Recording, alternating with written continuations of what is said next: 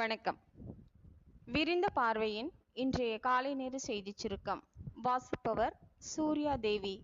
தமிழக வெற்றி கழகத்தினுடைய முதல் அரசியல் மாநாடு செப்டம்பர் மாதம் 23ஆம் தேதி விழுப்புரம் மாவட்டம் விக்கிரவாண்டி அருகே உள்ள வி சாலை பகுதியில் நடத்த விழுப்புரம் மாவட்ட காவல்துறையிடம் தமிழக வெற்றி கழகத்தின் சார்பில் அனுமதி கேட்டு மனு அளித்திருந்த நிலையில் காவல்துறை சார்பில் மாநாட்டில் என்னென்ன விஷயங்கள் நடைபெற உள்ளது என்பன உள்ளிட்ட 21 கேள்விகளை கேட்டு அந்த கட்சியின் பொதுச் செயலாளர் புசி ஆனந்திடம் விளக்கம் கேட்கப்பட்டுள்ளது.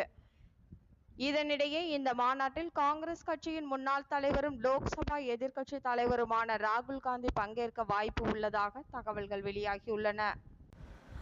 திருச்சியில் நடைபெற்ற மேற்கு மாநகர் மாவட்ட திமுக செயல் வீரர்கள் கூட்டத்தில் பேசிய வட்டச் செயலாளர்கள், கட்சியில் உழைப்பவர்களுக்கு மரியாதை இல்லை, கட்சியிலிருந்து என்ன பயன், இந்த கட்சியில் இருப்பதும் ஒன்றுதான், இல்லாமல் இருப்பதும் ஒன்றுதான் என அமைச்சர் நேரு முன்னிலையில் தங்களது ஆதங்கத்தை கொட்டி தீர்த்தனர். மேலும் இந்நிகழ்ச்சியில் பெரும்பாலான வட்டச் செயலாளர்கள் ஆட்சிக்கு வந்து 3 ஆண்டுகளாகியும் தங்களுக்கு எந்த பலனுமில்லை என்று பகிரங்கமாக ஆதங்கத்தை கொட்டியது கூட்டத்தில் பரபரப்பை ஏற்படுத்தியுள்ளது. செந்தில் பாலாஜி மீது வழக்கு தொடர ஆளுநர் அனுமதி அளித்துள்ளதாக உச்சநீதிமன்றத்தில் தமிழக அரசு பதிலளித்துள்ளது.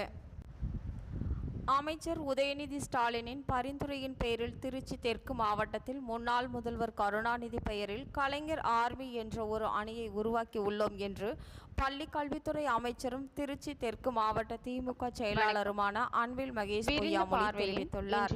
இத்துடன் இன்றைய செய்திச் சுருக்கம் நிறைவு பெறுகிறது. நன்றி.